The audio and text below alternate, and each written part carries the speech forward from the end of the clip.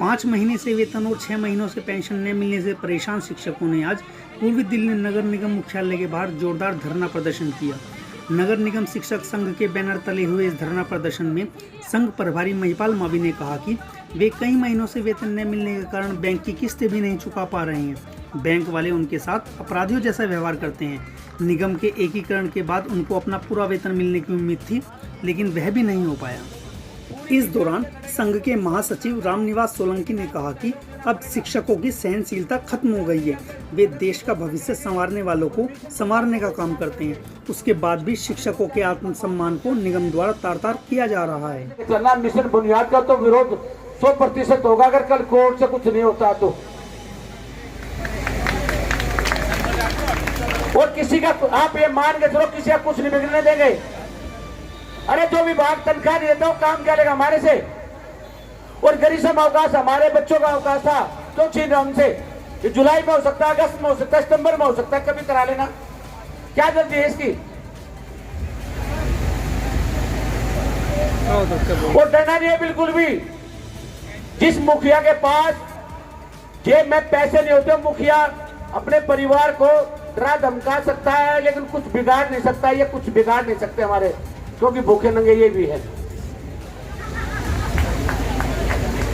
हमें निसंकोच होकर मिशन बुनियाद का बहिष्कार करना है। अगर कल हाईकोर्ट से कोई राहत नहीं मिलती है, कल तक का हम हाईकोर्ट का इंतजार करेंगे। बाकी हमें इन्हें रोक के 1 घंटा 2 घंटा 3 घंटा रोक के दिखाना है कि आप भी यहीं रुकोगे, हम आपको रोकेंगे।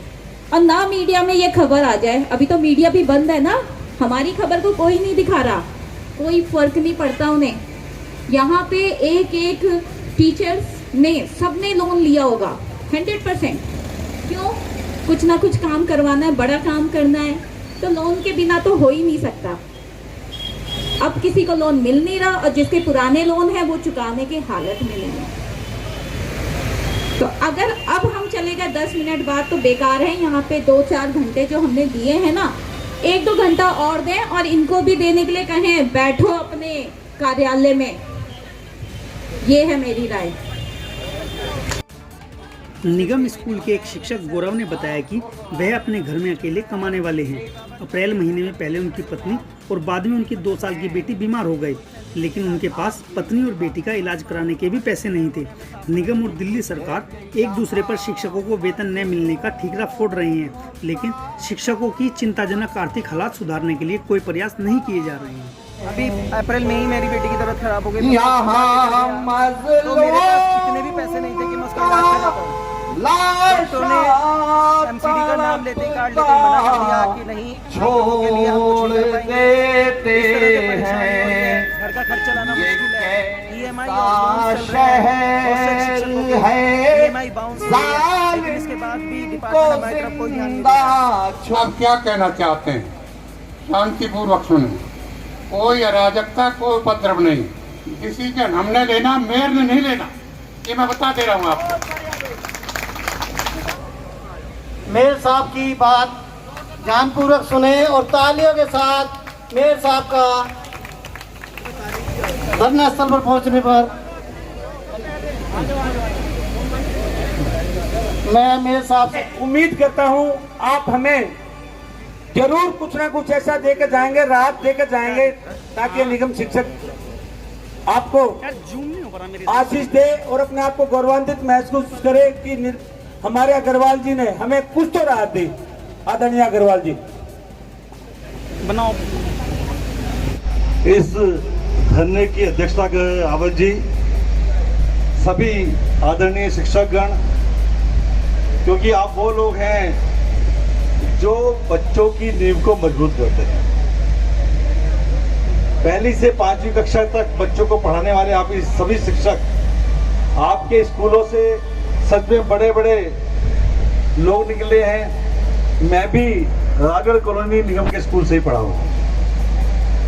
तो आप बुनियाद को मजबूत कर लेंगे। ऐसे हालात में आज निगम की आर्थिक स्थिति से वाकिफ हैं, हम आपको 5-5 महीने का वेतन नहीं दे पाए, मेरे को भी पीड़ा होती है। कोई जवाब नहीं है। दिल्ली सरकार ने हमारी फाइल को रोका हुआ है। आप सबको मालूम 373 करोड़ रुपया जो मैं इस साल की पहली किस्त अप्रैल के फर्स्ट वीक में मिल जानी चाहिए थी, उसको लटका के अभी तक दिया नहीं गया। 18 अप्रैल से फाइल दिल्ली सरकार के डिप्टी सीएम मनीष सिसोदिया की टेबल पे पड़ी है, अभी तक साइन नहीं। हम लगातार पीछा कर रहे हैं फाइल का, लेकिन फाइल वहां से निकली नहीं है। हम लोगों ने आज कोर्ट के अंदर गुहार लगाई थी, कल शायद कोर्ट की सुनवाई हो जाए और मुझे विश्वास है कोर्ट आपके पक्ष में फैसला देगा, पक्का देगा। तो ये वेतन हम लोगों ने अन्य सोर्स से भी कोशिश की है कि आपका वेतन आ जाए। हम चाहते हैं कि चाहे हमारे टीचर्स हैं, चाहे डॉक्टर्स हैं, नर्सेज हैं, सभी को कम से कम 2-2 महीने का वेतन मिल जाए।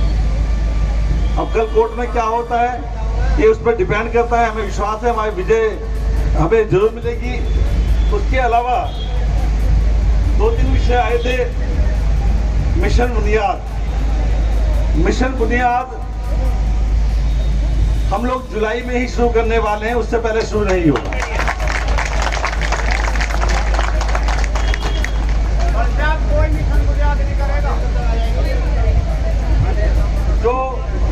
जो ट्रांसफर पोस्टिंग है, इस ट्रांसफर पोस्टिंग है, हम हर महीने लिस्ट बनाते हैं। जो अप्रैल में लिस्ट बनी है वो 1-2 दिन में आप सबके सामने आ जाएगी। जिन्होंने ट्रांसफर के लिए आवेदन किया वो सभी ट्रांसफर कर दिए जाएंगे। परीक्षा काल पूर्ण होने के आदेश परीक्षा काल के पूर्ण होने के बाद 1 महीने में दे दिए जाएंगे, ये मैं आपको विश्वास दिलाता हूं। हमारे साथ हैं नगर निगम संघ की वरिष्ठ उप प्रधान विभाजी। विभाजी बताइए आज का धरना प्रदर्शन क्यों रखा गया था? आज का जो धरना प्रदर्शन था उसमें कई सारे मुद्दे थे, जिसमें पहला और सबसे मुख्य मुद्दा था हमारे वेतन का। जो पिछले 5 महीनों से हमें वेतन नहीं दिया गया और 6 महीने से पेंशन नहीं दी गई, उसका मैटर था कि वो उसके लिए हमें कुछ रिलीफ मिल जाए। लेकिन आज के धरना प्रदर्शन में शिक्षकों का आक्रोश बहुत उमड़ कर आया था। यहाँ लगभग 1700-1750 टीचर्स आ गए थे, लेकिन जो धरना प्रदर्शन का नतीजा है वो बहुत अच्छा नहीं रहा।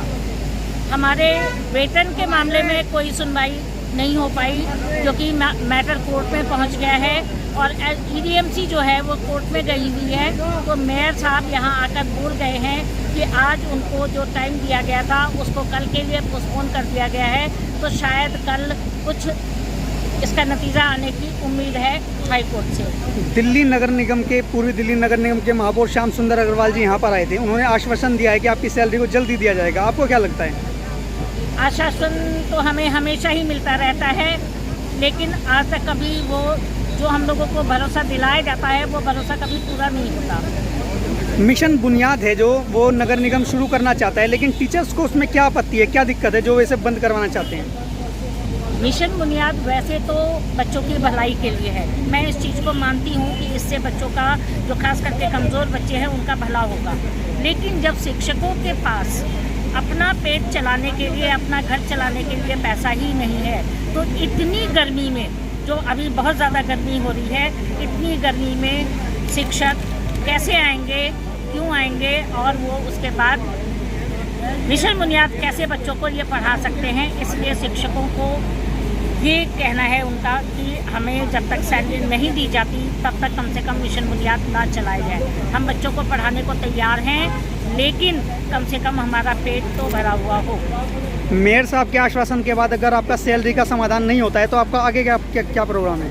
अभी टीम के सारे सदस्यों ने मिलकर ये निर्णय लिया है कि अगर कल कोर्ट का डिसीजन हमारे फेवर में नहीं आता और हमें सैलरी की कोई उम्मीद नहीं बनती, तो हम प्रॉपर नोटिस देके LD हाउस पे धरना प्रदर्शन करेंगे।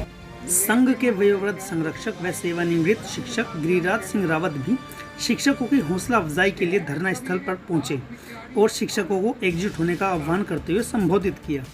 साथियों, जब मैं आया तो कुछ कह रहे थे, एक इस उम्र में देखिए क्या हिम्मत करी है। लेकिन उन्होंने शायद उस लाइन को नहीं पढ़ा, मेरे साथियों ने, कहने वालों ने, कहे कबीर एक बात विचारी, बालक दुखी दुखी महता ही। आज मैं तुम्हारा संरक्षक हूँ या जो पार्टी चेयरमैन हूँ, अगर आप 44 के टेम्परेचर में तड़पती हुई गर्मी में यहाँ बैठे भूखे प्यासे बैठे हो और मैं अपने घर में बैठा रहूं, ये शोभा नहीं देता।